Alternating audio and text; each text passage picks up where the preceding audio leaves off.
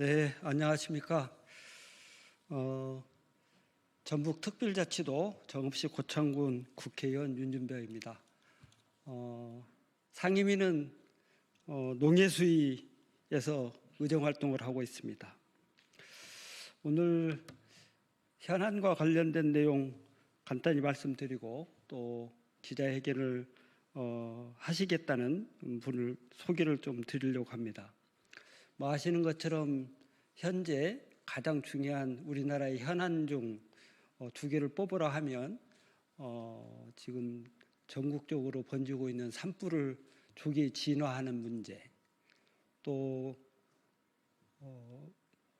윤석열 대통령을 조기에 탄핵하는 문제, 이게 두 가지가 가장 현재 현안입니다.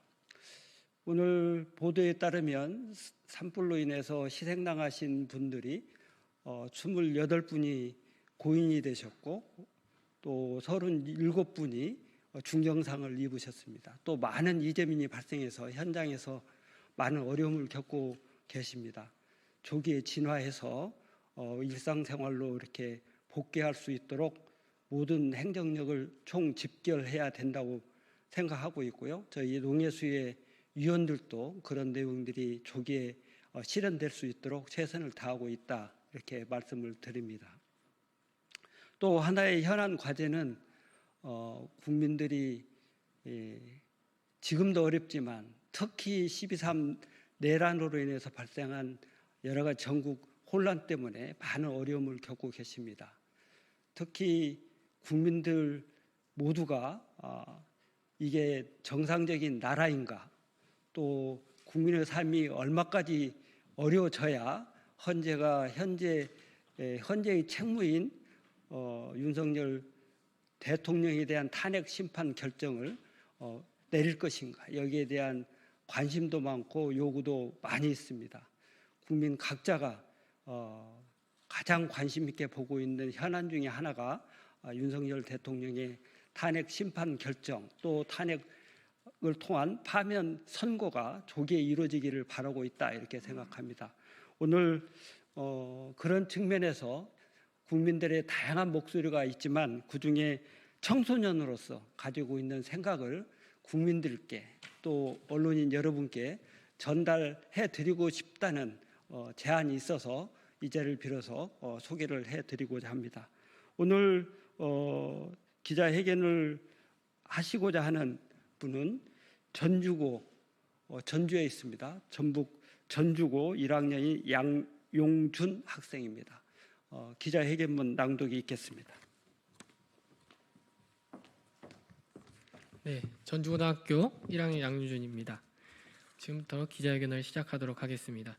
존경하는 국민 여러분, 그리고 언론인 여러분, 저는 오늘 대한민국의 한 청소년으로서, 그리고 대한민국의 미래를 고민하는 국민의 한 사람으로서 이 자리에 섰습니다. 저의 목소리가 작은 것처럼 느껴질지도 모르겠습니다. 저는 중학교 1학년 때부터 지금까지 대한민국을 지배해온 정치적 풍경을 지켜보았습니다.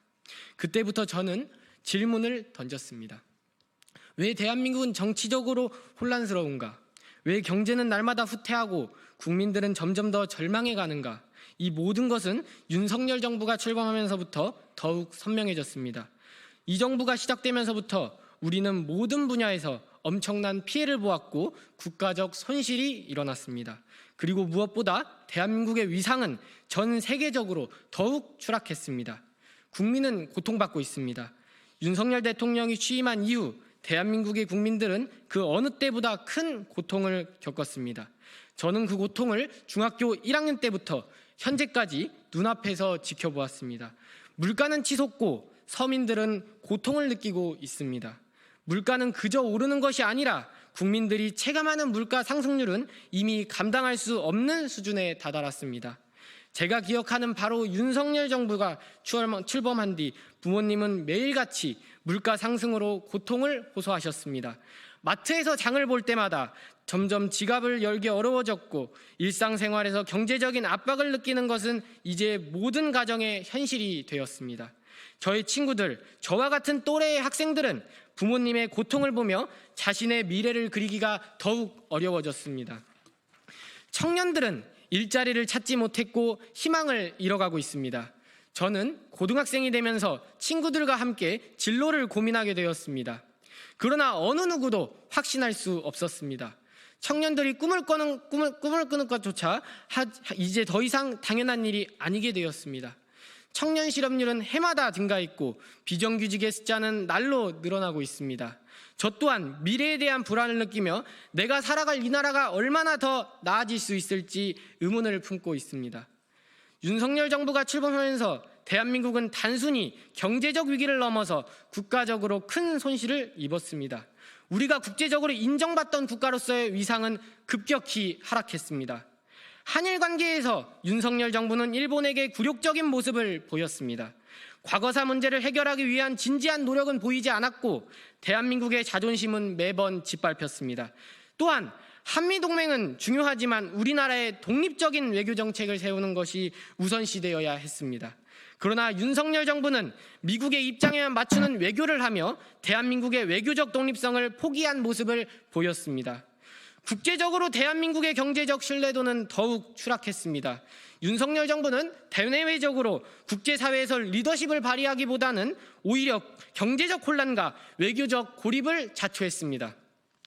중요한 경제 협약에서 대한민국의 입지가 축소되었고 글로벌 경제 흐름 속에서 대한민국은 뒤처졌습니다. 우리나라가 경제적으로 성장하던 시절 우리는 많은 나라들의 신뢰를 받으며 선도적인 역할을 했습니다. 그러나 지금 윤석열 정부 하에서 대한민국은 그 신뢰를 잃었고 국제적인 무대에서의 위상은 눈에 띄게 떨어졌습니다. 윤석열 정부는 민주주의와 법치주의를 후퇴시켰습니다. 제가 중학교 1학년 때부터 민주주의가 잘 유지되고 있다고 믿어왔습니다. 그러나 지금은 그 믿음이 점점 무너지고 있습니다. 언론의 자유와 표현의 자유가 위협받고 있습니다. 민주주의 사회에서 가장 중요한 가치는 바로 표현의 자유입니다. 그러나 윤석열 정부는 자신에게 불리한 의견을 억압하고 언론을 통제하려는 모습을 보였습니다. 우리는 이제 더 이상 자유롭게 의견을 나눌 수 없는 사회에서 살아가고 있습니다.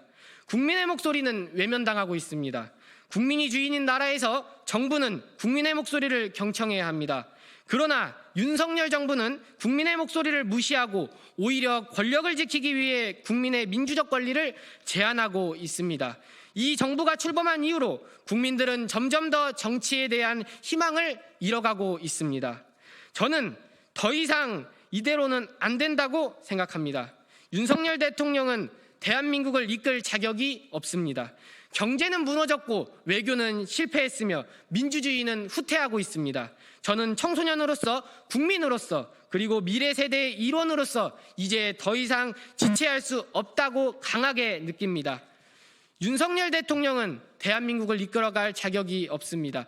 그의 파면은 더 이상 미뤄서는 안 됩니다.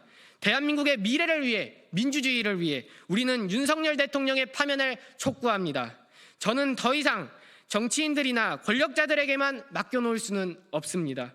대한민국의 미래는 우리가 책임져야 합니다.